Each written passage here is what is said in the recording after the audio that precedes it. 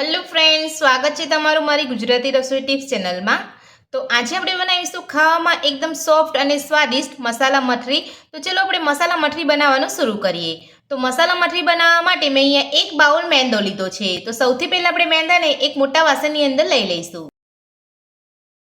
એક મોટા વાસણની અંદર મેંદો લઈ લીધા પછી હવે આપણે તેની અંદર 2 થી 3 ચપટી જેટલો કાળા મરીનો પાવડર ઉમેરીશું। સાથે જ નાની અડધી ચમચી અજમો ઉમેરીશું। તો અજમાને આપણે હાથેથી ક્રશ કરીને ઉમેરવાનો છે। તો આ રીતે હાથેથી ક્રશ કરવાથી આપણો અજમાનો ફ્લેવર અંદર મઠડીની અંદર એકદમ સરસ આવશે। સાથે જ નાની અડધી ચમચી જીરું ઉમેરીશું। નાની અડધી ચમચી હાથેથી ક્રશ કરેલી મેથી ઉમેરીશું। તો નાની અડધી ચમચી કસૂરી મેથી ઉમેરી લીધા પછી હવે આપણે તેની અંદર સ્વાદ પ્રમાણે મીઠું ઉમેરીશું। સાથે 3 ચપટી જેટલો બેકિંગ સોડા ઉમેરીશું। હવે આપણે મેંદાની અંદર 2 ચમચી ઘી ઉમેરીશું। સાથે જ 1 ચમચી તેલ ઉમેરીશું। બધું સરસ મિક્સ કરી લઈશું। તો બધું જ આપણે અહીંયા સરસ મિક્સ કરી લીધું છે। તો આ રીતનું મુઠ્ઠી વડે એ પડતું તમારે મોણ ઉમેરવાનું છે। જો તમારે આ રીતની મુઠ્ઠી ના વળતી હોય તો તમારે થોડું ઘી અથવા તમારે તેલ ઉમેરી લેવાનું છે। તો એકદમ સરસ રીતે આપણે બધું મિક્સ કરી લીધું છે। તો હવે આપણે તેની અંદર થોડું થોડું પાણી ઉમેરતા જઈ અને આપણે કડક લોટ બાંધી લઈશું। તો આપણે અહીંયા ઢીલો લોટ નથી બાંધવાનો, આપણે અહીંયા મઠડીનો થોડો કડક જ લોટ રાખવાનો છે। તો આપણે સામટું પાણી નથી ઉમેરવાનું, આ રીતે તમારે થોડું થોડું પાણી ઉમેરતા જઈ અને લોટ બાંધવાનો છે। અને તમારે ખાસ ધ્યાન રાખવાનું છે કે લોટ આપણે થોડો કડક જ રાખવાનો છે। જો તમે વધારે પડતો લોટ ઢીલો થઈ જશે તો તમારી મઠડી સારી નહીં બને।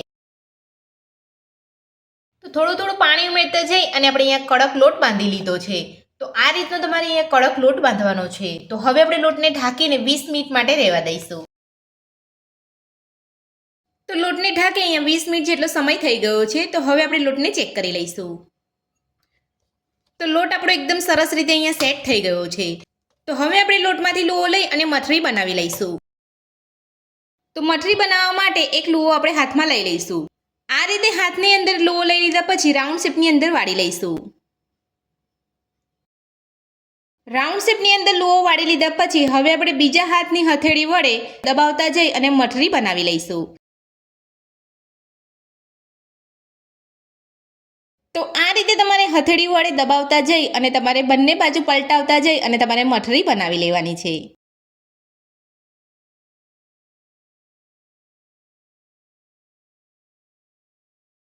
તો તમે જોઈ શકો છો એકદમ પરફેક્ટ આપણી મઠરી બનીને તૈયાર છે। તો આ રીતની મઠરી આપણે બનાવવાની છે। તો બધા જ લોટમાંથી આપણે આ રીતની બધી જ મઠરી બનાવી લઈશું।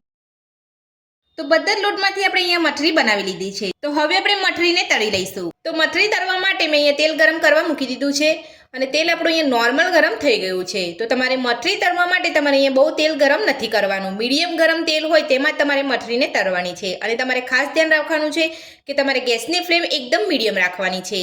તો હવે આપણે તેલની અંદર મઠરી લઈ લઈશું। તો તમે જોઈ શકો છો મારું તેલ એકદમ નોર્મલ ગરમ છે। તો આ રીતનું તમારે નોર્મલ તેલ ગરમ હોય ત્યારે તમારે મઠરી તેલમાં લેવાની છે। અને મીડિયમ ગેસ ઉપર તમે મઠરીને તળશો તો તમારી મઠરી અંદર સુધી એકદમ સરસ રીતે તળાશે। જો તમે ફૂલ ગેસ ઉપર તળશો તો તમારી મઠરી ઉપરથી લાલ થઈ જશે અને અંદરથી કાચી રહી જશે। તો જેટલી મઠરી તમારી તેલમાં સમાય એટલી મઠરી તમારે લઈ લેવાની છે। તો મઠરી આપણે અહીંયા તેલની અંદર લઈ લીધી છે। તો મઠરી આપણી તળાઈને ઉપર આવે ત્યાં સુધી આપણે ગેસની મીડિયમ ફ્લેમ પર મઠરીને તળાવવા દઈશું। તો મઠરી તળાતા અહીંયા 10 થી 15 મિનિટ જેટલો સમય લાગશે, એટલે તમારે મઠરી તળતી વખતે ઉતાવળ નથી કરવાની અને ગેસની ફ્લેમ મીડિયમ રાખવાની છે। તો તમે જોઈ શકો છો આપણી મઠરી અહીંયા તળાઈને ઉપર આવી ગઈ છે। તો હવે આપણે મઠરીને પલટાવી લઈશું।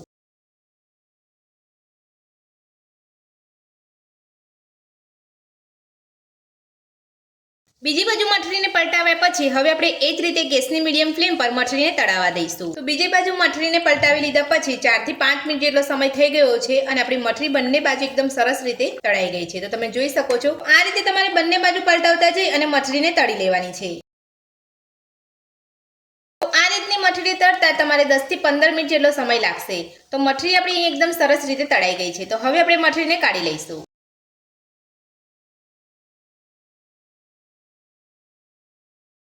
તો હવે આપણે એ જ રીતે બાકીની મઠરી પણ તળી લઈશું। મસાલા મઠરી બનીને આપણી તૈયાર છે અને આપણે એક પ્લેટની અંદર સર્વ પણ કરી દીધી છે। અને તમે જોઈ શકો છો આપણી મસાલા મઠરી અંદરથી એકદમ સોફ્ટ બની છે. આ મસાલા મઠરી બનાવવાની રીત તમને મારી કેવી લાગી મને કોમેન્ટ બોક્સમાં કોમેન્ટ કરીને જરૂરથી જણાવજો. આજની રેસીપી પસંદ આવી હોય તો વિડીયોને લાઇક કરજો, ચેનલને સબસ્ક્રાઇબ કરજો અને તમારા મિત્રોને જરૂરથી શેર કરજો. Thank you.